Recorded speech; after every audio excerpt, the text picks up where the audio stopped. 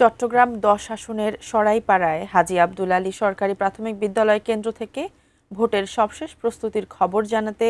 আমরা যুক্ত হচ্ছেন আমাদের সঙ্গে সহকর্মী মাহাদি সেকেন্দার। আমরা তার সঙ্গে যুক্ত হচ্ছি। সেকেন্দার, আমাদের জানান সবশেষ পরিস্থিতি কেমন, আইন শৃঙ্খলা রক্ষাকারী বাহিনীর উপস্থিতি কেমন এবং কেমন চলছে নির্বাচনী আমেজ সেখানে? শিমু, চট্টগ্রামে সারা দিনেই সকাল থেকে যেমনটি জানাচ্ছিলাম যে কেন্দ্রে কেন্দ্রে ভোটের যে সরঞ্জামাদি সেগুলো পৌঁছে দেওয়া হয়েছে এবং এরকম একটি কেন্দ্র এখন আছে যে কেন্দ্রটিতে ভোটের সরঞ্জামাদি এসেছে এবং এটি উত্তর সরাইপাড়া এবং পাহাড়তলী এলাকার অন্তর্গত এবং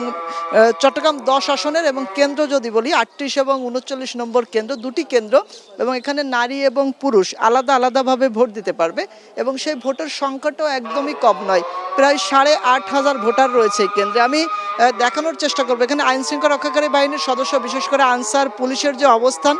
তারা কিন্তু এখানে ভোট কেন্দ্রে নির্বাচনী সরঞ্জামাদি আনার পরে তারা এখানে এই জায়গায় নিরাপত্তা নিশ্চিতের জন্য যে অবস্থান সেটি তারা নিয়েছে, যাতে এটা অবাধ সুষ্ঠু নিরপেক্ষ নির্বাচন হয় সে জায়গাকে নিশ্চিত করার জন্য সতর্ক যে অবস্থান সেটি নিশ্চয়ই দেখতে পাচ্ছেন। এবং চট্টগ্রাম ১০ আসনের এই যে এলাকাটি সেটি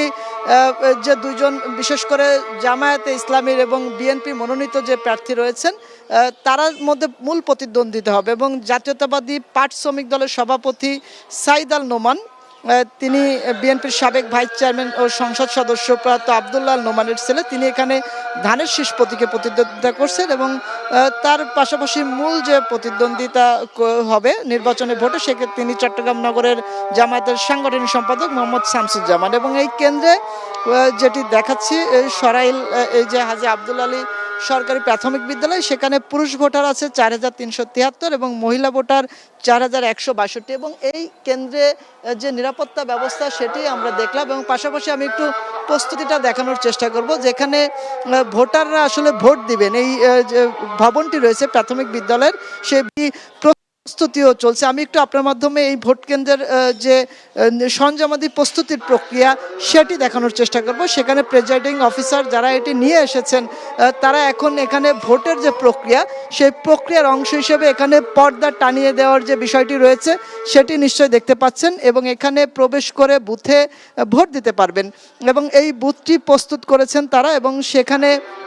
নারী এবং পুরুষ ভোটারদের যে ভবন দুটি রয়েছে, আলাদা আলাদা ভবন, দুটি কেন্দ্র রয়েছে এবং এই ভোট কেন্দ্রে প্রিজাইডিং অফিসাররা ভোটার আইডি কার্ড দেখে ভোটারদের ভোট দেওয়ার যে প্রক্রিয়া সেটি নিশ্চিত করবেন এবং এর পাশাপাশি এখানে নিরাপত্তা ব্যবস্থার যে বিষয়টি সেটি রয়েছে। এখানেও দেখতে পাচ্ছেন এটি আরেকটি কক্ষ যেখানে ভোট দিতে পারবেন, যেহেতু দুটি নির্বাচন অর্থাৎ গণভোট এবং একই সাথে জাতীয় সংসদ নির্বাচন, সুতরাং ভোটারদেরকে দুটি ভোট দিতে হবে। সেই ভোটের অংশ হিসেবেই তারা আসবেন, এসে হ্যাঁ এবং না ভোট যেটি রয়েছে সেটি গণভোট সেটি দিবেন এবং একই সাথে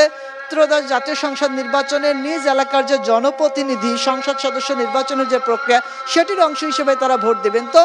চট্টগ্রাম ১০ আসনের যে কেন্দ্রগুলো রয়েছে সেই কেন্দ্রগুলোর মধ্যে এই কেন্দ্রটির মোট ভোটার প্রায় ৮,৫০০ এবং নারী এবং পুরুষ ভোটার প্রায় সমানে সমান ৪,০০০-এর কিছুটা বেশি এবং এই এলাকার আমি বাইরের যে অবস্থা পাশের সেটি আরেকটু দেখানোর চেষ্টা করব। একদম সড়কটি একটি দিঘির পাশেই এই কেন্দ্রটি অবস্থিত এবং নির্বাচনী আচরণবিধির কেন্দ্র থেকে যে দূরে পোস্টার টানানোর যে বিষয়টি রয়েছে সেটি কিন্তু এখানে একদমই মানা হয়নি এবং কেন্দ্রের সাথেই কিন্তু এখানে পোস্টারিং করা হয়েছে এই কেন্দ্রকে ঘিরেই এবং সেই জায়গাটি আমরা দেখতে পাচ্ছি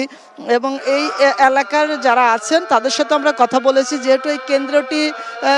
যে পরিসর ভোটের যে সংখ্যা সেটি অনেক বেশি, তবে সেই অনুযায়ী এটির যে ৮,০০০+ ভোটার ভোট দিবেন, তারা সিরিয়াল করে দাঁড়াবেন, সেই জায়গাটিতে কিছু সীমাবদ্ধতা এখানে রয়েছে এবং তবে নিরাপত্তার দায়িত্বে যারা আছেন তাদের সাথে কথা বলেছি, তারা যেমনটি বলছিলেন যে এখানে যে তাদের যে প্রস্তুতি সে প্রস্তুতির কোনো ঘাটতি নেই, তারা এসেছেন, তারা প্রস্তুতি নিচ্ছেন এবং আগামীকালকে অবাধ সুষ্ঠু নিরপেক্ষ যে নির্বাচনের প্রক্রিয়া সেই প্রক্রিয়ায় তারা দায়িত্ব পালনের জন্য সচেষ্ট আছেন এবং